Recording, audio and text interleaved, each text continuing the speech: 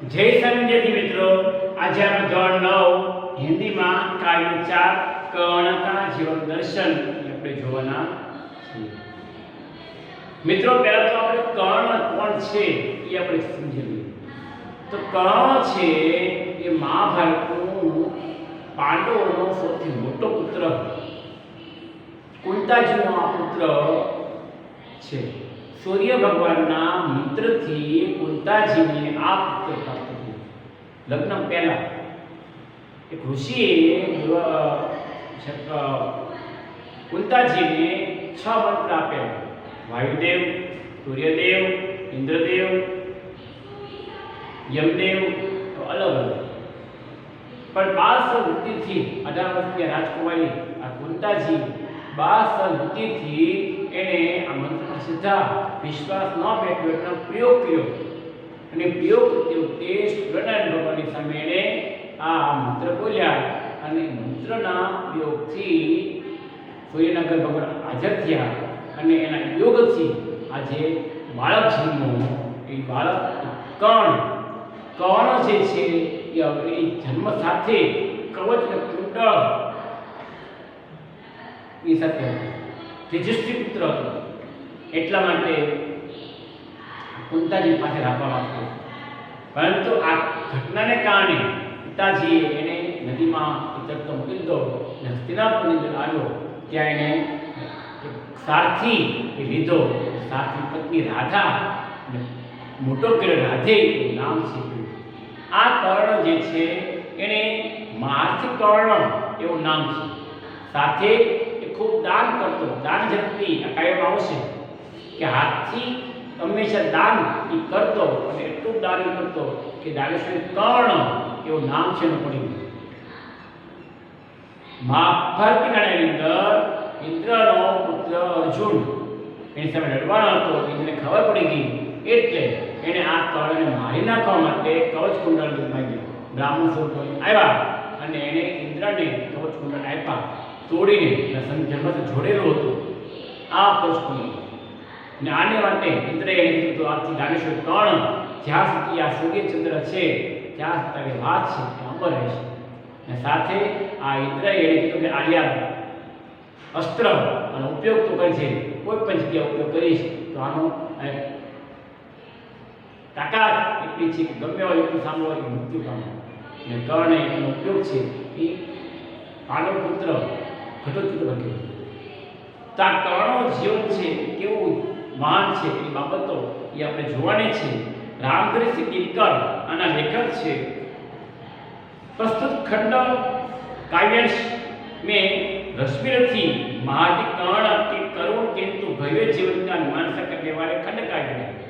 सारे अन्य को सहकर कर्ण जन्मजात महानता और पोषकजन्य महानता की विजय चाहता.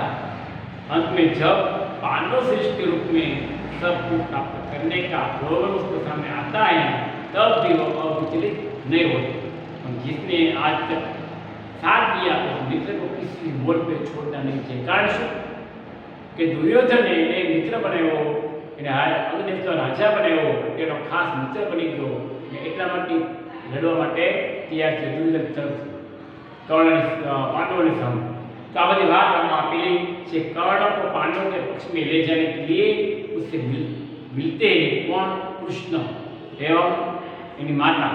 कथा उस प्रसंग के प्रस्तुत काव्य लिया गया. भगवान कृष्ण છે એને લડાઈ પહેલા મળવા માટે આવે છે. તમે જાઓ કૃષ્ણ લઈને સમજાવવા માટે આવે છે તો આવું ન કરવાય. આ અસત્ય સાધના સત્યના સાધા. તો કर्ण માનતા નહીં કે ભાઈ હું ગમેનો પૈસો ધન આવશે, રાજમહેલ મળશે, પરંતુ એમાં મારી છાપ છે દાનેશ્વરી કર્ણ મારાથી છાપ જે છે એ સાપ હું પૂછવા દઈશ નહીં. સાથે મારો મિત્ર જે છે ભાઈ જેવો એને પણ સાથ નહીં જોવા. એને મને અંગ્રેજો રાજા બનાવ્યો. એક પરાઈ વ્યક્તિ મને માન આપ્યું તો હવે ભાઈ એની સાથે દગો કરાય નહીં, નકરવા આવી જાય. આ વસ્તુ કૃષ્ણ મનાસ્તા વિના નહીં. એટલા માટે જે કાવ્ય પંક્તિઓ જે છે એ આપણે સમજવાની છે.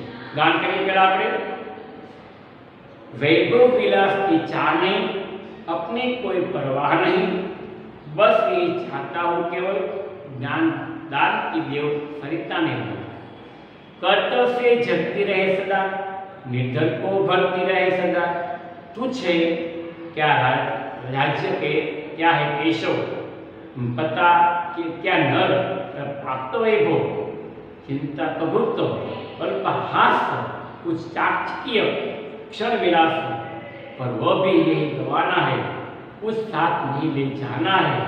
मुझसे मनुष्य जो होते हैं, कंचन का भार में धोते हैं, पाते हैं धन बिखरने को, लाते हैं रतन लुटाने को।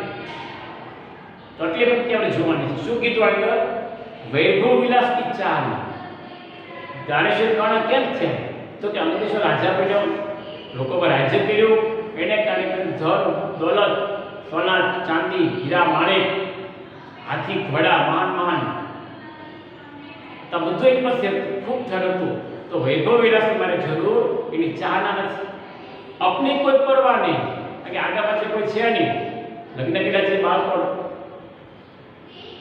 तो मारे कई कोई एवं पण नहीं कि भाई चलो मारी पासे कोई होय नहीं, एनी पासे हूँ एनी माटे धन दौलत वापरू अथवा एनी माटे लઉં, तो एवी कोई मारी परवाह नहीं.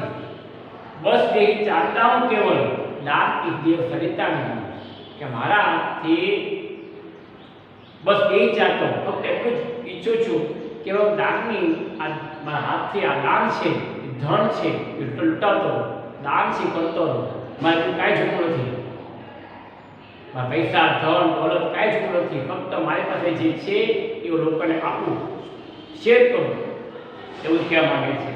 કર્તવ્ય જતી રહે સદા.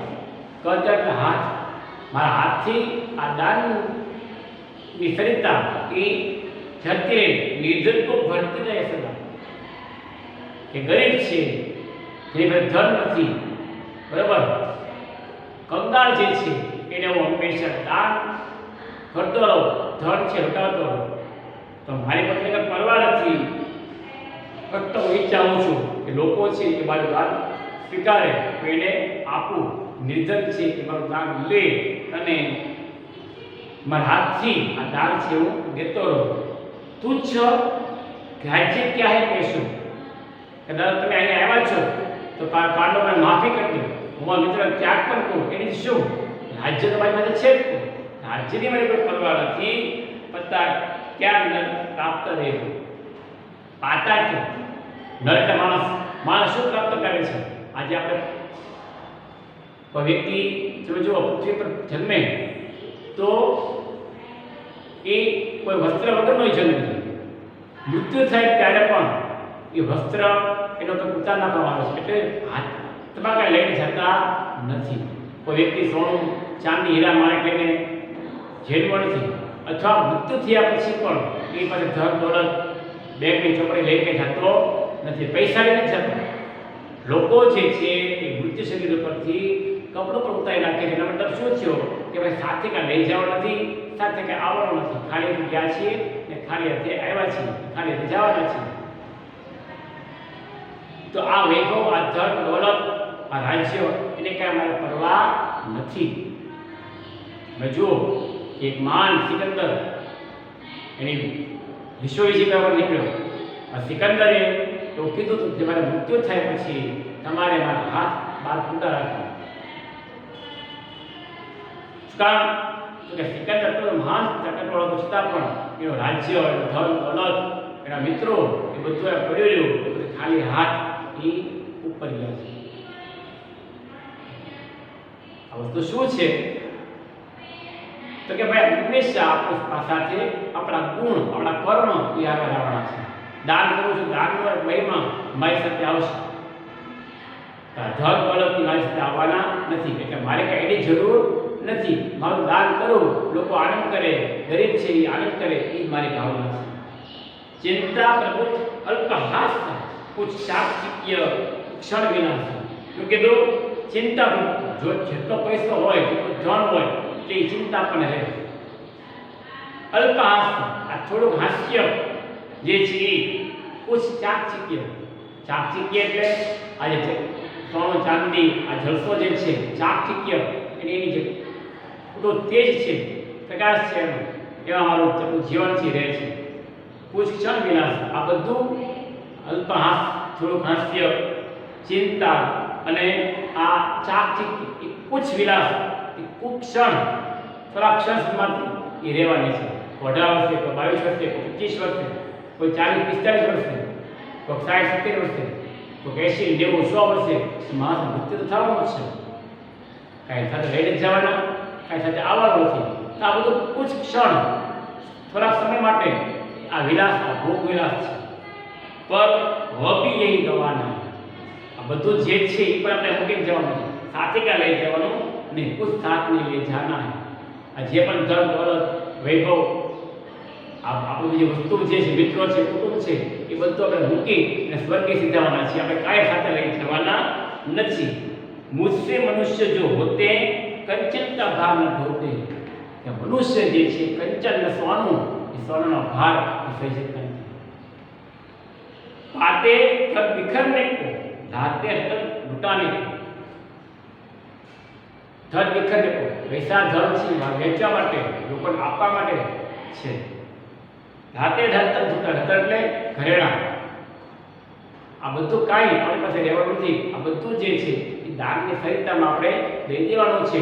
કારણ કે આમાં જે કંઈ જરૂર છે કારણ કે સાથે લઈ જવાનું નથી. ફરી આપણે ગુજરાતી કરી લઈએ છીએ કે પછી આપણે પૂર્ણ કરીએ. કર્ણ શું કહે છે કે વૈભવ વિલાસ કોઈ ચિંતા ચાહ નહીં, मुझे अपनी कोई परवाह नहीं, मैं तो फक्त यही चाहता हूँ केवल दान की जो सरिता है वो मैं हमेशा वो निर्मल सरिता बहती रहे, कर्तव्य से झरती रहे सदा. એટલે કે મારા હાથથી આ દાનની સરિતા એ આખો સમય જ્યાં જીવું છું ત્યાં સુધી ઝરતી રહે. નિર્ધન છે, ગરીબને છે એ ધન દેતો રહો. આવું તુચ્છ છે એ કૃષ્ણ, આવું તુચ્છ છે. પાતા ક્યાં નરમ પ્રાપ્ત થયો, માસ ક્યાં વધુ ક્યાં પ્રાપ્ત કરી શકતો નથી. ચિંતા, અલ્પહાસ, થોડુંક ચાકચીક્ય જે છે આ બધું કુછ ક્ષણ આ ભોગ વિલાસ તો રહેલો છે. પણ પરંતુ આ બધું આપણે છોડી દેવું પડશે, આ બધું ગવાવું પડશે. કુછ સાથ નહીં લઈ જવાનું, એટલે કે અમારી કાંઈ પણ સાથે લઈ જવાનું નથી. આ બધું મૂકીને જવાનું છે. મનુષ્ય છે એ સોનાનો ભાર એ આજે ભોગવે છે. એ સોનાનો ભાર ન ભોગતા આને દાન છે કરવું જોઈએ. ધન વેચવું, રતન ઘરેણા જે છે એ આપણે લોકોને છે એ દાન કરવું જોઈએ. ટૂંકમાં ધન દોલત એ આપણે આપવું જોઈએ, આપણી સાથે કંઈ લઈ જવાના નથી. તો મિત્રો આ કર્ણનું જીવન દર્શન, આ જે પંક્તિ જે છે એમાં કર્ણ એક કેવો વ્યક્તિ છે, ભગવાન કૃષ્ણને કેવો વર્ણવ્યો છે, પાંડવ સાથે કેવો એટેચમેન્ટ છે, કોઈ કૃષ્ણ અર્જુન સાથે કેવો એનો વર્તન છે, આ બધું આપણને આ કાવ્યની અંદર એ સમજાવે છે. પહેલાં આપણે બધું ભોગ વિલાસની વાત જોઈ. કર્ણ છે દાનમાં વધારે માને છે અને કોઈ રાજ્યનો કે ધનનો કોઈ લોભ કે ચાહ એ નથી. વિદ્યાર્થી મિત્રો, આજે આપણે આટલી પંક્તિ આપણે 3 ભાગની અંદર આ કવિતા છે વેચશું. 3 ભાગમાં આપણે કવિતા પૂર્ણ કરશું અને છેલ્લે સ્વાધ્યાય. તો આજે આપણે આ 7 કે 8 પંક્તિ છે કે 10 પંક્તિ છે પૂર્ણ કરી છીએ.